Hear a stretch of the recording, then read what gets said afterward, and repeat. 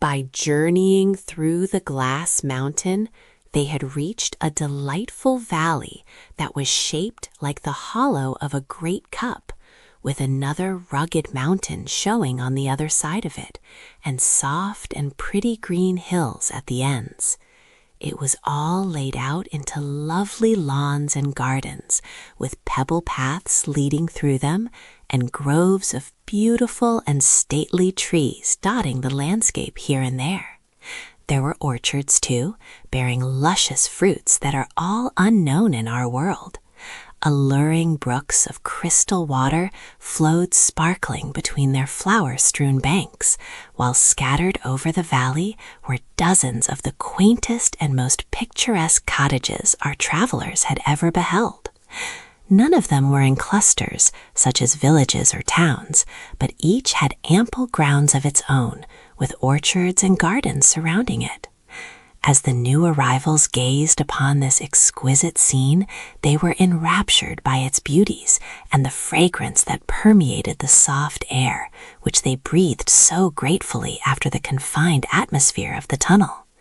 Several minutes were consumed in silent admiration before they noticed two very singular and unusual facts about this valley. One was that it was lighted from some unseen source, for no sun or moon was in the arched blue sky, although every object was flooded with a clear and perfect light. The second and even more singular fact was the absence of any inhabitant of this splendid place. From their elevated position, they could overlook the entire valley, but not a single moving object could they see. All appeared mysteriously deserted. The mountain on this side was not glass, but made of a stone similar to granite. With some difficulty and danger, Jim drew the buggy over the loose rocks until he reached the green lawns below, where the paths and orchards and gardens began. The nearest cottage was still some distance away. "Isn't it fine?"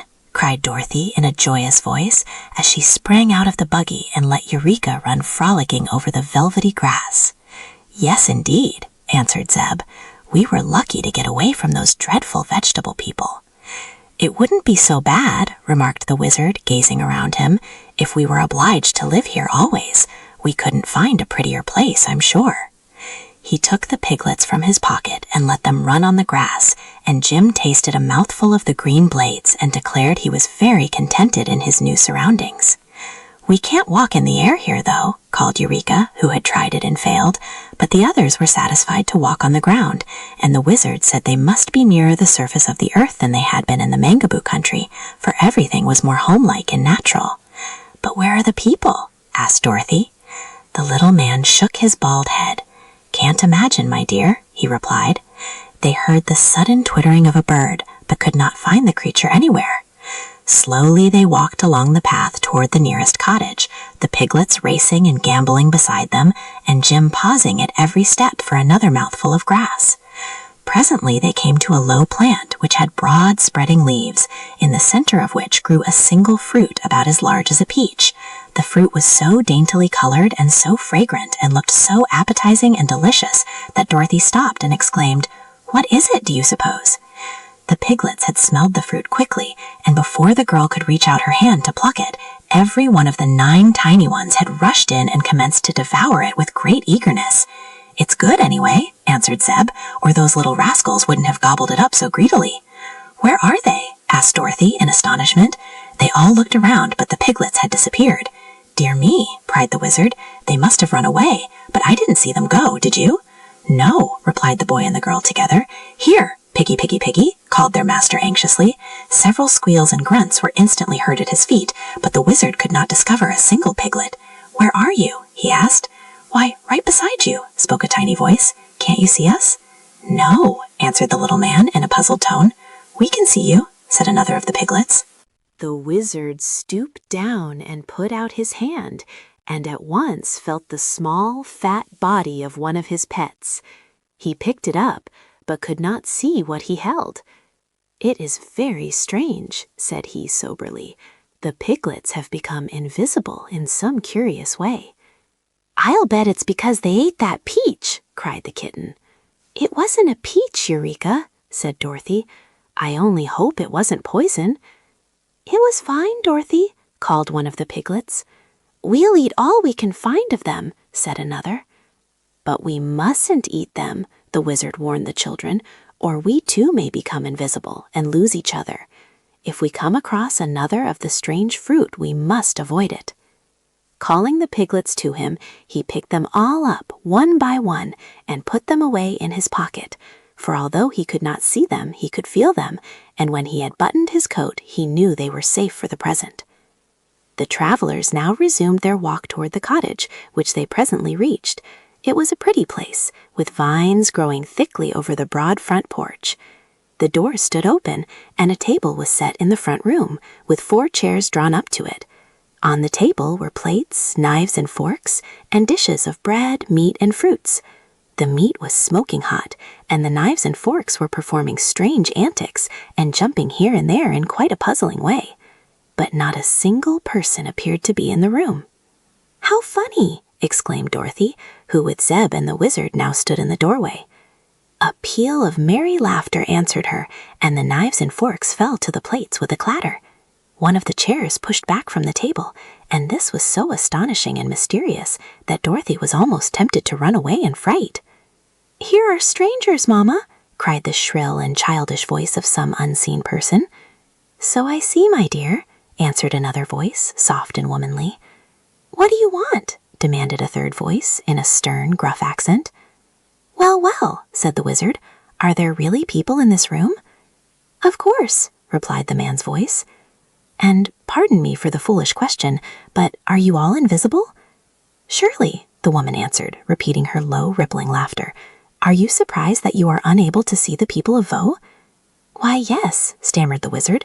"All the people I have ever met before were very plain to see." "Where do you come from, then?" asked the woman in a curious tone. "We belong upon the face of the earth," explained the wizard, "but recently, during an earthquake, we fell down a crack and landed in the country of the Mangaboos." "Dreadful creatures!" exclaimed the woman's voice. "I've heard of them." "They walled us up in a mountain," continued the wizard, "but we found there was a tunnel through to this side, so we came here. It is a beautiful place. What do you call it?" "It is the Valley of Vaux." "Thank you. We have seen no people since we arrived, so we came to this house to inquire our way." "Are you hungry?" asked the woman's voice. "I could eat something," said Dorothy. "So could I," added Zeb. "But we do not wish to intrude, I assure you," the wizard hastened to say. "That's all right," returned the man's voice, more pleasantly than before. "You are welcome to what we have." As he spoke, the voice came so near to Zeb that he jumped back in alarm. 2 childish voices laughed merrily at this action, and Dorothy was sure they were in no danger among such light-hearted folks, even if those folks couldn't be seen. "What curious animal is that which is eating the grass on my lawn?" inquired the man's voice. "That's Jim," said the girl. "He's a horse." "What is he good for?" was the next question. "He draws the buggy you see fastened to him, and we ride in the buggy instead of walking," she explained. "Can he fight?" asked the man's voice. "No, he can kick pretty hard with his heels and bite a little, but Jim can't exactly fight," she replied. "Then the bears will get them," said one of the children's voices. "Bears!" exclaimed Dorothy. "Are these bears here?"